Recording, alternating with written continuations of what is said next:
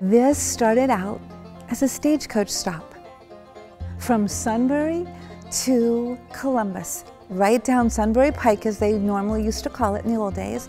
And it was basically your farmers with produce, and they would go to Central Market, which was at the corner of Rich and Fourth. And then they decided maybe we should build an inn. It was Natchez Under the Hill. That was the very first of all the pubs here on the land of the Valleydale Ballroom. And then little by little, it grew a little bit. But part of that happened because Ohio Dominican was really the first toll road. And that's where this area became developed because of where the Ohio Dominican gates are. And we first had the little bar. Then they added an inn that stayed overnight. And then they realized we need a bigger dance hall because people are coming here to dance. Very first music was a guitar, a banjo, a fiddle. They would play country music, they would play bluegrass music, and to think the first dances at Valleydale were square dances. It became a music spot back in the 1800s. It was demolished, it went away, land was just desolate for a while, until we get into the early 1900s when Mr. Mellicon purchased the property and started to build the Valleydale. Let's get it swinging, guys. This was 1924. He was bound and determined that there was going to be a smash opening. This was a New Year's Eve party. Mr. Mellicon is here. His young assistant, Charles, is stoking the stove. And they want to make sure it's really warm because it's freezing. It was like one of the coldest winters that Columbus had seen. It's close to about 6 o'clock. And one of the musicians pulled in and saw flames. Charles is back in the wood room. The sap was dripping, the fire was blazing on this brand new building. By 8 o'clock, it was cinders. There was nothing left. The entire building was gone. There were 23 fires that particular night. The next morning, it was a Sunday morning now, it's icy, everything's cold. Building is still smoldering. The only thing that you would ever see in the snow was the glistening of the melted instruments. So they cleaned everything up. Mr. Mellicon was a trooper. I mean, he really was not going to be defeated. He built in the back its first outdoor pavilion. On June 7th, 1924, he had his first band dance here. They had this gorgeous band shell, very Art Deco, because we're in the 20s, just beautiful. Lattice work around the whole dance floor on the exterior. Ray Eubanks played that many times, and he told me his favorite thing was the scent of the roses at the outdoor pavilion was almost mesmerizing. Mr. Mellicon put this back together. It took him about a year and started again with the Valleydale, much like you see it now. They had different prices so that if you were in the balcony, it was 10 cents. That means you didn't dance, you came and you observed, the observation mezzanine. If you went outside, it was 25 cents. If you danced in here, it was 35 cents. Later on, it went to 50 cents a person and $1 a couple. The house band, the Oriental Knights, from 1923 to 1961. Large band, about a 12-piece band. Earl Hood started here with the Oriental Knights. He loved Columbus. He didn't want to move away. He didn't want to be a lifetime musician. He wanted to stay here and develop Columbus, Ohio. And that's really important because what he found in Columbus, Ohio was one of the all-time great musicians.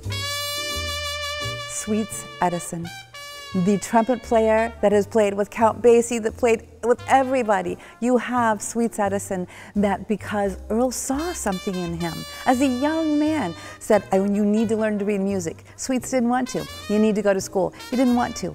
Earl took it upon himself to teach him and said, you're going to be famous. Stick with me.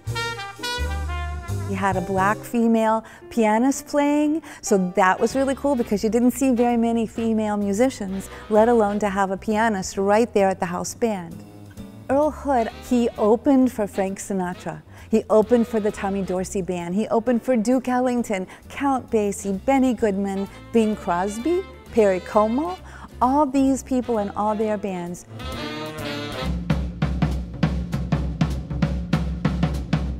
There was something that happened through America called journey bands. And journey bands would travel through the cities and the back roads and play the highest end to the lowest end facility. It didn't matter.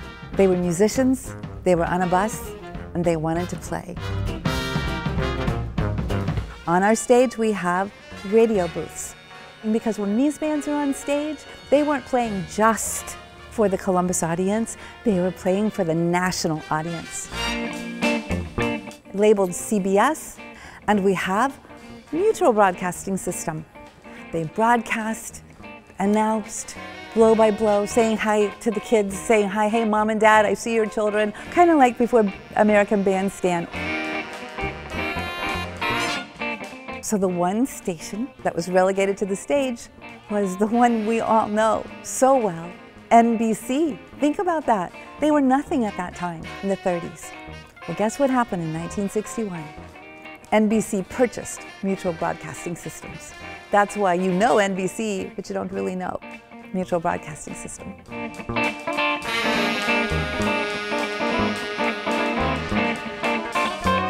Corporate America at that time really didn't care about teenagers. They were focusing on the 35 to 55-year-old group. When more and more of these bands came, it wasn't so much the older crowd, although they were here, it was the teenagers. They were flocking to it because it was exciting, it was new. So one night, a band was here. It was the Benny Goodman Band. And with the Benny Goodman Band, one of the famous people were Fletcher Henderson, who wrote so many charts, and Gene Krupa. Do I need to say more about Gene Krupa, the drummer? Everybody was new. I mean, think about this. This was the birthing even before the big band era that was happening now. I'm in that late 20s, 30s era. Benny Goodman was on stage, the band was playing, and what would happen with Benny Goodman's band, the kids, the audience would like it, but they might leave after the first set. Oh, that's nice. Okay, let's go somewhere else. Benny Goodman would give up, and Gene Krupa says to Benny Goodman, we've been working on these charts, Fletcher Henderson has been writing these charts, let's do it. Let's stop what you're doing, let's play our music, let's give it to them. And Benny's like, they're not ready. He goes, let's give it to them, let's see. They started every number that you could think of, just killing it. The kids that were sitting there politely became almost like a zoo. They were screaming, they were jumping around the balcony, they were hollering, they were flocking the stage. There was nothing like it. Benny Goodman was like shocked. The musicians were like in awe. Gene Krupa was like killing it, going, I told you, Benny, I told you, we have it, listen to me. Now that was July, late July, July 27 of 1935. Now we're going to fast forward to August 21st, 1935. And this is the music of Benny Goodman and his orchestra, playing for you from the Palomar in Los Angeles. Oh my. Benny's doing the same thing, the old stuff. And Gene Krupa goes, oh my God, haven't you learned anything? Don't you remember what happened in the Midwest? Throw everything away, let's give it to them. Let's let them hear what the Benny Goodman Band is about. And they did, and that was the birth of swing. So Benny Goodman has always been contributed to it. Glenn Gray and the Casa Loma Band have got to also get some credit. Our little Columbus, Ohio is a landmark. We are iconic. This is the crown jewel of Columbus, Ohio.